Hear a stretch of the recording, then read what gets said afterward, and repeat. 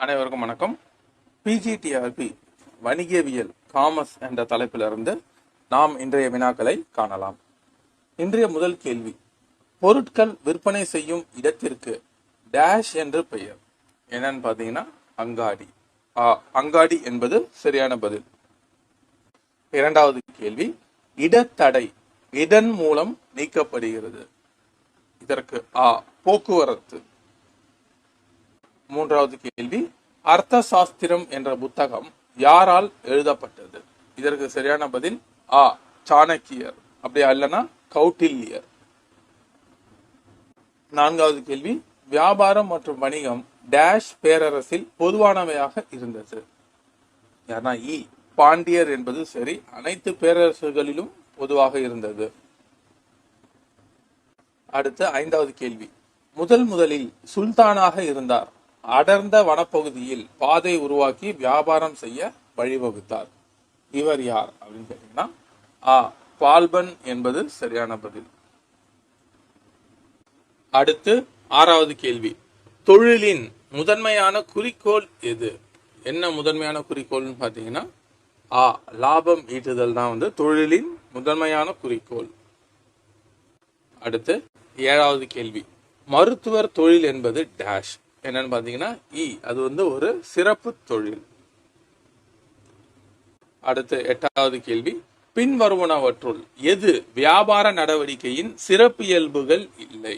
இதற்கு சரியான பதில் சம்பளம் அல்லது கூலி. அடுத்து ஒன்பதாவது கேள்வி, அன்பு மற்றும் பாசம் அல்லது சமூக சேவை, உள்நோக்கம் ஆகியவற்றால் மேற்கொள்ளப்படும் நடவடிக்கை. இது என்னன்னு பாத்தீங்கன்னா பொருளாதார சார்பற்ற செயல்பாடுகள். அடுத்து பத்தாவது கேள்வி, இரும்பில் இருந்து தாதுகளை பிரித்தெடுக்கும் தொழிற்சாலை என்பது டேஷ். இதற்கு பிரித்தெடுக்கும் உற்பத்தி தொழில்கள்.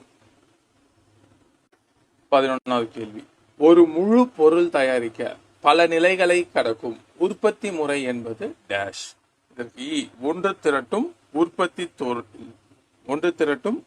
தொழில். 12வது கேள்வி, அதிக அளவு அபாயத்தை கொண்டது. இதற்கு சரியான பதில் உற்பத்தி தொழில். 13வது கேள்வி, கீழ்கண்டவற்றில் எது பழமையான வியாபார அமைப்பு வடிவம்? இதற்கு சரியான பதில் தனியால் வணிகம் அல்லது கூட்டாண்மை. இவை இரண்டுமே பழமையான வியாபார அமைப்பு. அதுல தனியார் வணிகம் தான் சரியா வரும். 14வது கேள்வி, எந்த அமைப்பு ஒரே ஒருவராக உரிமையாளர், நிறுவனர் மற்றும் மேலாளர் என்ற வகையில் இருக்கும்? தனியால் வணிகம். 15வது கேள்வி, தனியால் வணிகத்தின் பொறுப்பு என்பது அதாவது மிகப்பெரிய குறைபாடு எதுன்னு பாத்தீங்கன்னா வரையறா பொறுப்பு.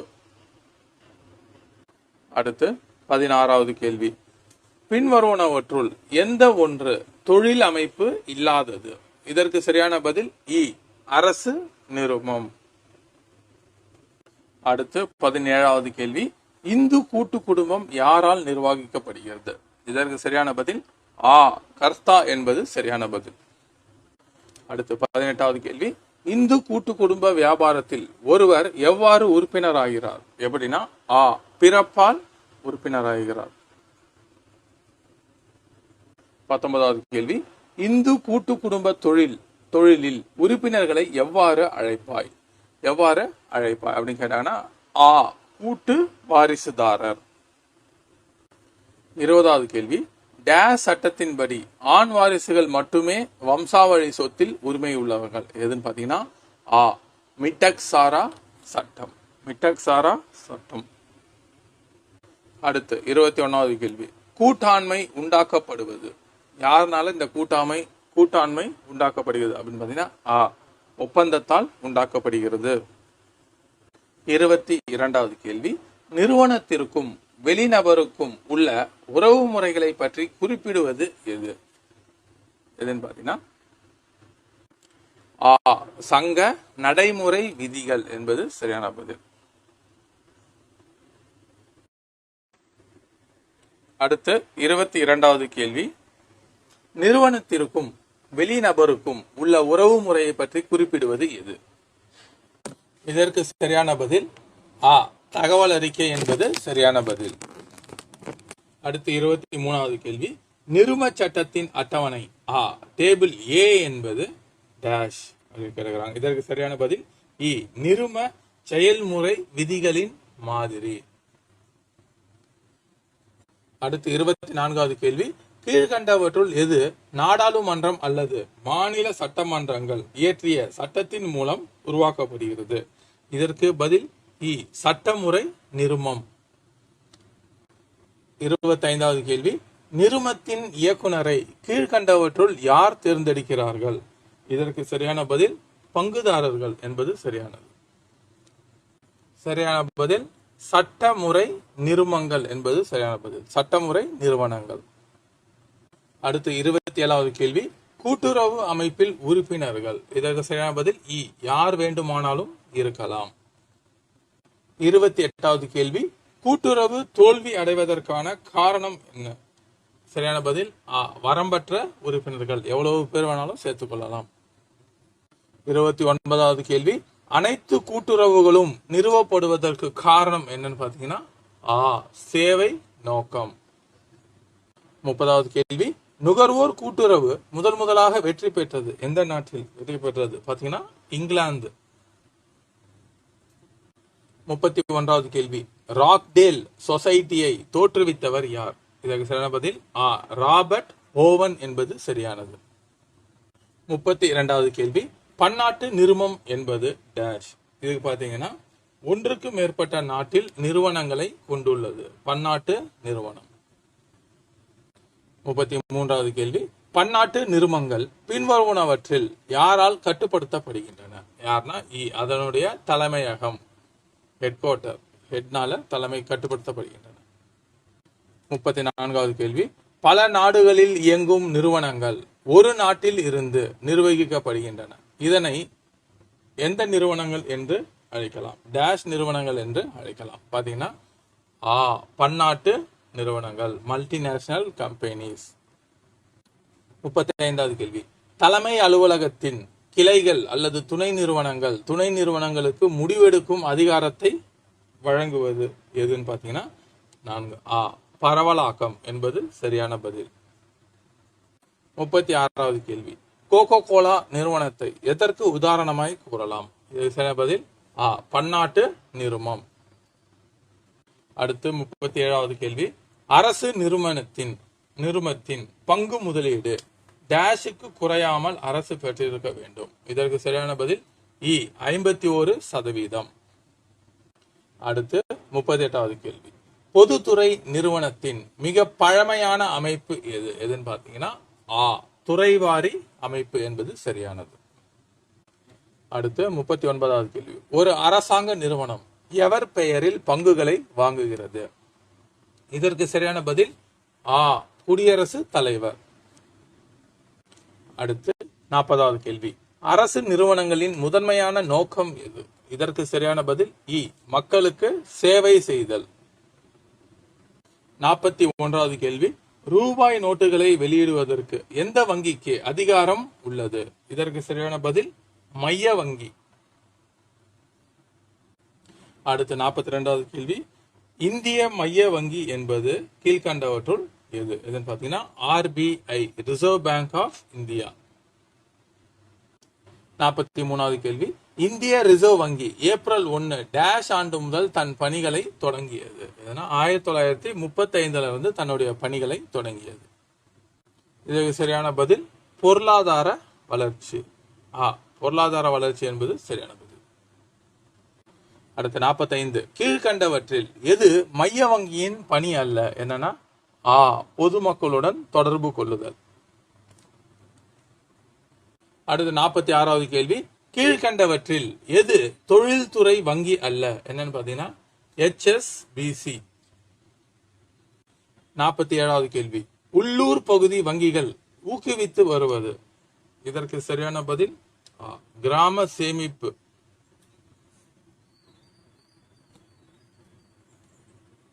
என்பது சரியானது. 48வது கேள்வி, வெளிநாட்டு வங்கிகள் தங்கள் செயல்பாடுகளை இந்தியாவில் ஆரம்பித்த ஆண்டு எது? 1980 என்பது சரியான பதில். அடுத்து 49வது கேள்வி. மின்னணு வங்கியினை டேஷ் மூலம் செயல்படுத்தலாம். இதற்கு சரியான பதில் என்னன்னு பாத்தீங்கன்னா மேலே உள்ள அனைத்தும் என்பது சரியானது. அடுத்த 50வது கேள்வி. ஆர்டிஜிஎஸ் மூலம் குறைந்தபட்சம் எவ்வளவு பணம் பரிமாற்றம் செய்ய இயலும்? சுமார் 2 லட்சம் என்பது சரியான பதில். 51வது கேள்வி. இந்தியாவின் மிகப்பெரிய வணிக வங்கி எது? எதுன்னு பாத்தீங்கன்னா SBI, state bank of India என்பது சரியான பதில். 52. எந்த வகையான கணக்கு குறிப்பிட்ட நேரத்தில் குறிப்பிட்ட சில தொகையை செலுத்த வேண்டியது கட்டாயம்? இதற்கு சரியான பதில் என்னன்னு பாத்தீங்கன்னா தொடர் வைப்பு.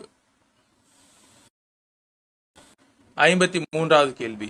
எந்த ஒரு வகையான சேவைகள் வணிக வங்கியால் வழங்கப்படுவதில்லை? என்னன்னு பாத்தீங்கன்னா வணிக தகவல்களை சேகரித்தல் மற்றும் அளித்தல் என்பது கிடையாது. 54வது கேள்வி. ரூபே அட்டை சேவைகள் இந்தியாவில் எப்போது தொடங்கப்பட்டது? இதற்கு சரியான பதில் மார்ச் 2012. அடுத்த 55வது கேள்வி. பண்டக காப்பகம் டேஷ் தடையை நீக்குகிறது. இதற்கு சரியான பதில் கால தடை. 56. பண்டக காப்பகம் டேஷ் மையமாக பொருட்களை வைத்திருக்கிறது. இதற்கு சரியான பதில் வழங்கல் என்பது சரியான பதில். 57வது கேள்வி. வங்கியில் இருந்து நிதியுதவி பெறுவதற்காக இணைப்பாக வழங்கப்பட்டது டேஷ். பண்டக சான்றாணை. அடுத்த 58. பிணைய அடிப்படையில் பொருட்களை பாதுகாப்பதற்காக அரசால் உரிமம் வழங்கப்பட்ட பண்டக காப்பகங்கள் டேஷ் ஆகும். என்னன்னா பிணைய பண்டக காப்பகங்கள் என்பது சரியான பதில். 59.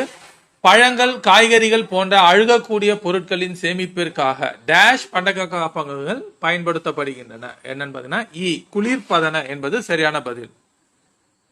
60வது கேள்வி. போக்குவரத்து டேஷ் தடையை நீக்குகிறது. இடத்தடையை நீக்குகிறது. இடம் என்பது சரியானது. 61. வான்வழி அனுப்பீட்டு ரசீது டேஷ் அசல் பாகங்களில் தயாரிக்கப்படுகிறது. இதற்கு சரியான பதில் 3. 62வது கேள்வி. டேஷ் ஒரு சரக்கேற்றி மூலம் பொருட்களை பெற்றுக்கொள்வதை ஏற்றுக்கொள்வதற்கான ஆவணம். என்னன்னு பாத்தீங்கன்னா வழி சீட்டு. அடுத்த 63. மிக வேகமான போக்குவரத்திற்கான வழி என்ன? என்னன்னு பாத்தீங்கன்னா விமானம் என்பது சரியானது.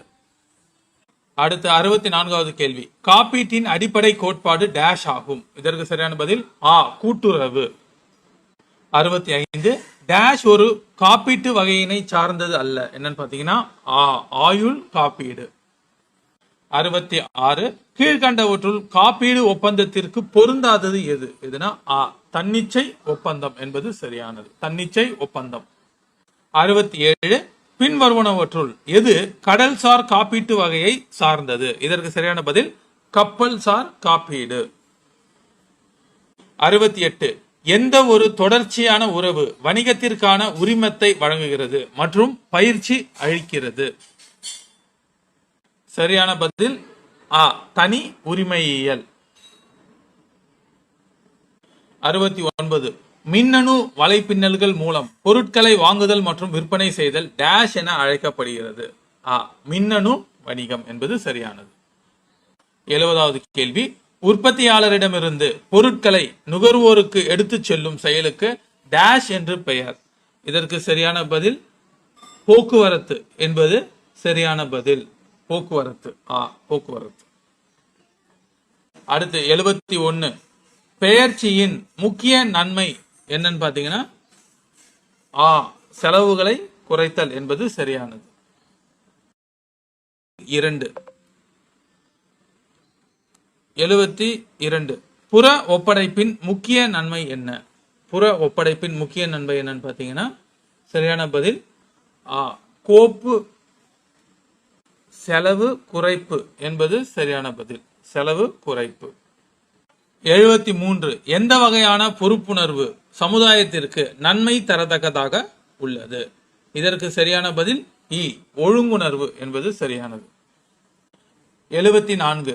சமூக பொறுப்புணர்வு தொழில் நிறுவனங்களின் பங்குதாரர்களை தவிர டேஷுக்கும் உரிமை உண்டு. யாருக்கும் உரிமை உண்டு? 74. இதற்கு சரியான பதில் நிறுவனம் என்பது சரியான பதில். 75. தொழிலின் சமூக பொறுப்புணர்வு என்பது நிறுவனத்திற்கு எவ்வாறு உதவுகிறது? இதற்கு சரியான பதில் நிலைத்தன்மை என்பது சரியானது. நிலைத்தன்மை. அடுத்து 76. சமூக பொறுப்புணர்வு வணிகத்தில் பண்டங்களை வழங்குகிறது. வணிகத்தில் பண்டங்களை வழங்குகிறது. இதற்கு சரியான பதில் என்னன்னு பாத்தீங்கன்னா நியாயமான விலை. 77. பின்வருவனவற்றுள் எது ஊழியர்களுக்கான சமூக பொறுப்புணர்வு ஆகாது? என்னன்னு சுரண்டல் என்பது சரியானது. 79. பின்வருவனவற்றுள் எது சமுதாயத்திற்கு பொருட்களின் விற்பனையை அதிகரிக்க செய்ய உதவுகிறது? எதுனா ஒழுக்கவியல் என்பது சரியானது. அடுத்து 80வது கேள்வி. நெறிமுறைகளுக்கான தேவைகள் என்பது உயர்மட்ட மேலாண்மை, நடுத்தர அளவிலான மேலாளர்கள், மேலாண்மையில் இல்லாத தொழிலாளர்கள். அப்போ மேற்கண்ட அனைத்தும். அடுத்து 81. பின்வருவனவற்றுள் எது ஒரு தொழில் நிறுவனத்தில் பயனுள்ள நன்னெறி நடைமுறைகளை உறுதி செய்யவில்லை? எதுன்னு பாத்தீங்கன்னா இதற்கு சரியான பதில் ஒரு வெளியீட்டின் குறியீடு என்பது சரியானது. 82. தலைமை நிர்வாகத்தின் பங்கு என்பது அதன் முழு அமைப்பு எதை நோக்கி நடத்த வேண்டும் என்று கூறுகிறது? இதற்கு சரியான பதில் நேர்மையான நன்னெறி நடத்தை. 83. நிலையான நடைமுறைகளுக்கு வழிவகுக்கும் பணியாளர்களின் நெறிமுறை நடத்தை என்பது சரியாக முடிவெடுத்தல். 84. நிறுவனங்களுக்கு தேவைப்படும் நேரத்தில் பணத்தை ஒதுக்கீடு செய்தல் கீழ்கண்டவாறு வரையறுக்கப்படுகிறது.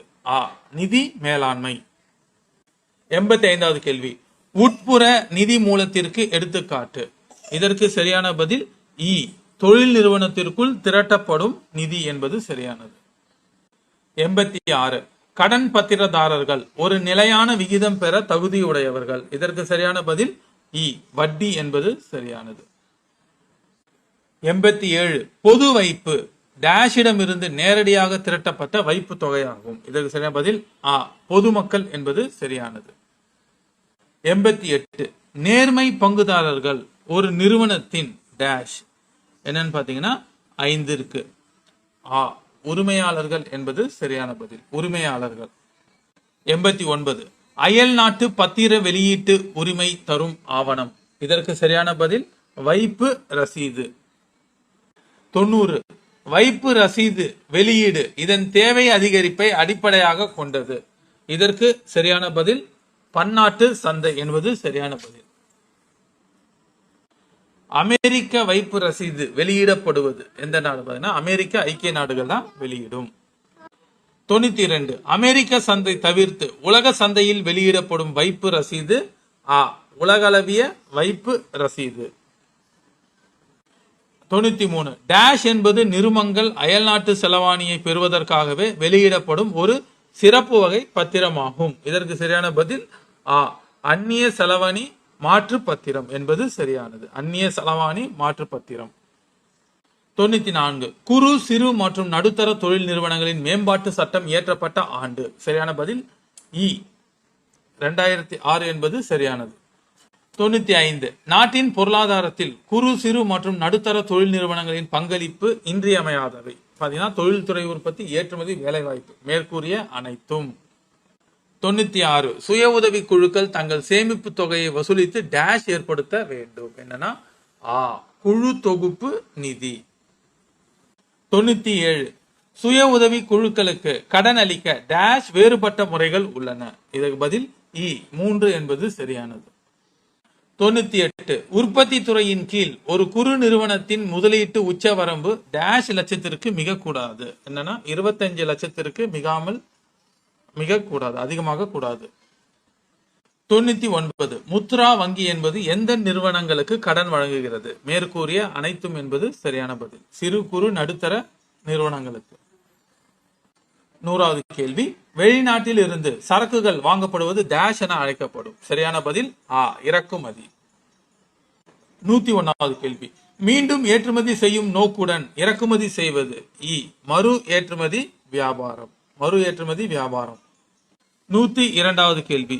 உற்பத்தியாளருக்கும் நுகர்வோருக்கும் இடையே இணைப்பு சங்கிலியாக இருப்பது எது? இதுனா வியாபாரம்.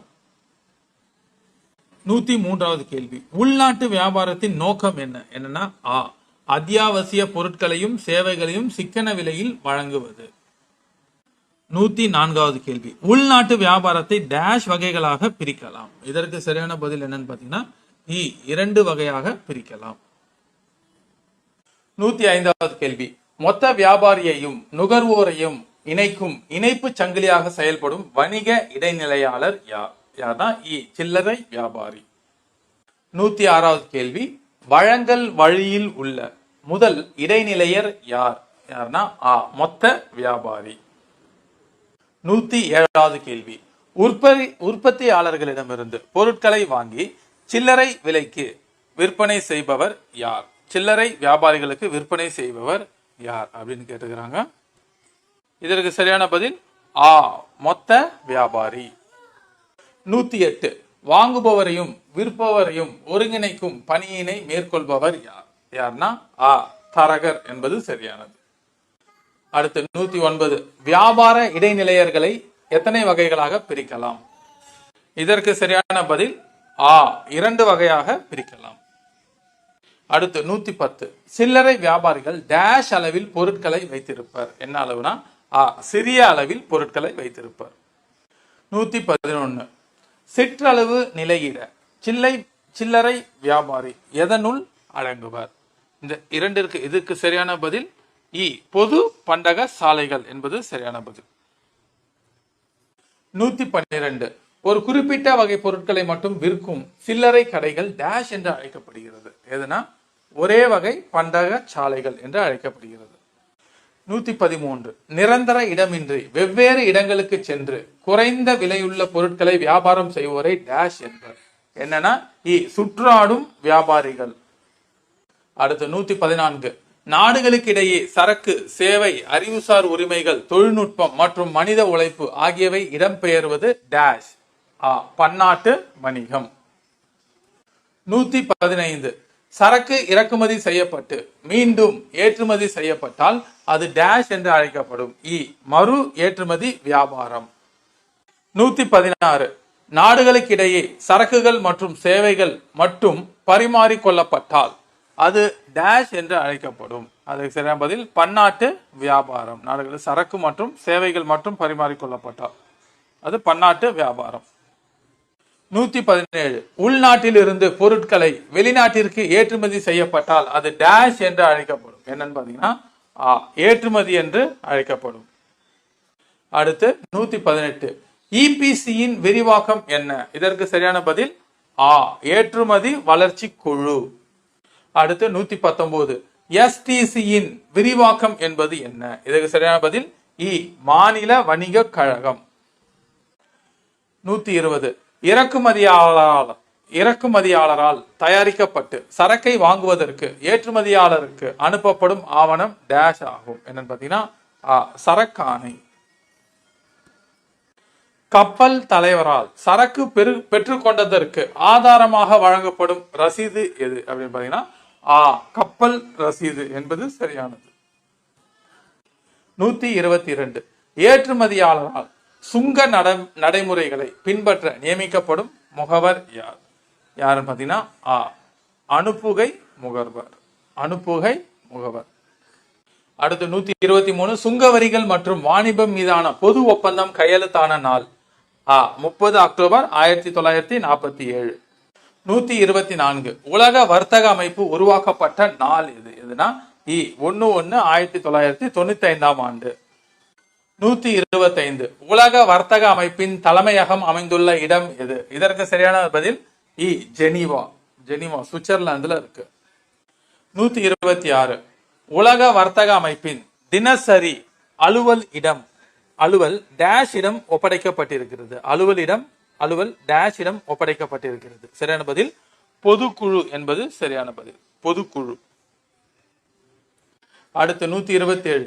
உலக வங்கி அமைந்திருப்பது எங்கன்னு பாத்தீங்கன்னா நியூயார்க் நகரத்துல அமைந்திருக்கிறது. 128. ஒரு நாட்டில் குடியிருப்போருக்கும் மற்றொரு நாட்டில் குடியிருப்போருக்கும் இடையே நடைபெறும் வணிக நடவடிக்கைகள் பதிவு செய்யப்பட்ட அறிக்கை டேஷ் எனப்படும். செலுத்தல் சமநிலை என்று அழைக்கப்படும். அடுத்து 129. செலுத்தல் சமநிலை உள்ளடக்கியது. நடப்பு கணக்கு மற்றும் முதல் கணக்கு. 130. அயல் நாட்டு நீண்டகால கடன் மற்றும் அயல் நாட்டு நாணய காப்பு பதியப்படுவது. சரியான பதில் அலுவல் சார்ந்த மூலதனம் மற்றும் தனியார் மூலதனம். 131. அலுவல் சார்ந்த மூலதனம் என்பது இந்திய ரிசர்வ் வங்கியின் அயல் நாட்டு நாணய மதிப்பு, அரசின் சிறப்பு எடுப்பு உரிமை. அப்போ மற்றும் இரண்டும். அடுத்து 132. செலுத்து சமநிலையின் உபரி வெளிக்காட்டுவது. செலுத்து சமநிலையின் உபரி வெளிக்காட்டுவது என்னன்னு பாத்தீங்கன்னா ஏற்றுமதி இறக்குமதியை விட அதிகமாக இருத்தல். ஏற்றுமதி இறக்குமதியை விட அதிகமாக இருந்தல், அதுதான் செலுத்து சமநிலையின் உபரி. 133. சட்டத்தால் நடைமுறைப்படுத்தப்படும் ஓர் உடன்படிக்கை என்னன்னா ஒப்பந்தம் என்பது சரியானது. 134. ஒரு நபர் மற்றொரு நபருக்கு செய்ய வேண்டிய மறுபயன் உருவாக்கம். ஒவ்வொரு உறுதிமொழிகளின் தொகுதியும் என்னன்னு பாத்தீங்கன்னா அதற்கு சரியான பதில் என்னன்னு பாத்தீங்கன்னா உடன்பாடு என்பது சரியான பதில். அடுத்து 135. செல்லாத ஒப்பந்தம் குறிப்பது சட்டத்தால் நடைமுறைப்படுத்த முடியாத உடன்பாடு என்பது சரியானது. அடுத்து 136. செல்லுபடியாக கூடிய ஏற்பு என்பது அறுதியிட்டு கூறுதல் மற்றும் தகுதியற்றது. 137. இளவருடன் செய்யும் ஒப்பந்தம் எது பாத்தீங்கன்னா செல்லாத ஒப்பந்தம் என்பது சரியானது. அடுத்து 139. செல்லத்தக்க நிறைவேற்றம். ஒப்பந்த நபர்கள் தங்களுடைய கடமையை செய்வது அந்த ஒப்பந்தம் டேஷ் என்று அழைக்கப்படுகிறது. இதற்கு சரியான பதில் ஒப்பந்த நிறைவேற்றம் என்பது சரியானது. 140. பின்வரும் நபர்களில் யாரால் ஒப்பந்தம் நிறைவேற்ற முடியும்? இவை அனைவராலும் இது பண்ண முடியும். வாக்குறுதி வழங்கும் நபர் மட்டும் வழங்குபவர் மற்றும் வாக்குறுதி வழங்குபவரின் சட்ட பிரதிநிதிகள், வாக்குறுதி வழங்குபவரின் முகவர்கள்.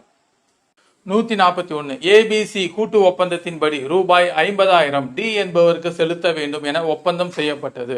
அதை நிறைவேற்றுவதற்கு முன் சி இறந்து விடுகிறார். இங்கே ஒப்பந்தம் என்பது எவ்வாறு உள்ளது அப்படின்னு பார்க்கும்போது சி சட்ட பிரதிநிதிகளுடன் சேர்ந்து ஏ மற்றும் பி ஆகியோரால் ஒப்பந்தம் நிறைவேற்றப்பட வேண்டும். சரியான பதில் என்பது சரியானது.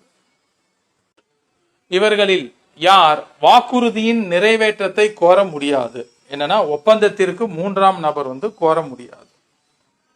143. மூன்றாம் நபர் என்று யாரை கூறுகிறோம்? யாருன்னு பாத்தீங்கன்னா முகவர் என்பது சரியானது. 144. ஒரு செல்லத்தகு ஒப்பந்தம். ஒரு செல்லத்தகுந்த ஒப்பந்த நிறைவேற்றத்தில் ஒப்பந்த நபரின் கடமை எவ்வாறு அழைக்கப்படுகிறது அப்படின்னு பாத்தீங்கன்னா ஒப்பந்தம் விடுவிப்பு செய்யப்பட்டது. ஒப்பந்தம் விடுவிப்பு செய்யப்பட்டது. அடுத்து 145. செயல்படாத ஒரு ஒப்பந்தம் சட்டப்பிரிவு 56 கீழ் எவ்வாறு இது பண்ணப்படுகிறது? தவிர்க்கக்கூடிய என்பது சரியானது. அடுத்து 146. பல்வேறு சூழ்நிலைகளில் ஒப்பந்தம் நிறைவேற்ற இயலாது. அந்த ஒப்பந்தம் என்ன ஒப்பந்தம் பாத்தீங்கன்னா செல்லாத ஒப்பந்தம். 147. இருதரப்பு ஒப்பந்தம் மூலம் விடுவிக்கப்படுவது எது? என்ன மேலே சொன்ன அனைத்தும். 148. ஒப்பந்த மீறலுக்கு கொடுக்கப்பட்ட இழப்பீடு என்னன்னு பாத்தீங்கன்னா சேதம். 149. வருமான வரி என்பது என்ன அப்படின்னு பாத்தீங்கன்னா நேரடியான வரி. அடுத்து 150. கணக்கீட்டு ஆண்டு என்பது என்ன? கணக்கீட்டு ஆண்டு என்பது ஏப்ரல் 1 முதல் மார்ச் 31 வரை. 151. வருமானம் ஈட்டப்பட்ட ஆண்டு என்பது என்னன்னு பாத்தீங்கன்னா முந்தைய ஆண்டு. அடுத்து 152. 5 தலைப்புகளின் கீழ் வரும் வருமானத்தின் கூடுதல் என்பது டேஷ் மொத்த வருமானம். 153. இந்தியாவில் வேளாண்மை வருமானம் என்பது என்னன்னு பாத்தீங்கன்னா முழுவதும் வரி விலக்கிற்கு உட்பட்டது. 154. சரக்கு மற்றும் சேவை வரி குழுமத்தின் தலைவர் யார்? இதற்கு சரியான பதில் நிதி அமைச்சர். 155. GST விரிவாக்கம். சரக்கு மற்றும் சேவை வரி குட் அண்ட் சர்வீஸ் டாக்ஸ். 156 சரக்கு மற்றும் சேவை வரி என்பது என்னன்னு பாத்தீங்கன்னா ஆ மறைமுக வரி. அடுத்து 157 ஐஜிஎஸ்டி என்பது என்ன அப்படின்னு பாத்தீங்கன்னா ஆ ஒருங்கிணைந்த சரக்கு மற்றும் சேவை வரி. 158 சரக்கு மற்றும் சேவை வரி விதிப்பு முறை நடைமுறைப்படுத்தப்பட்ட நாள். சரக்கு மற்றும் சேவை வரி விதிப்பு முறை நடைமுறைப்படுத்தப்பட்ட நாள். சரியான பதில் ஜூலை 1, 2017 என்பது சரியானது. நன்றி.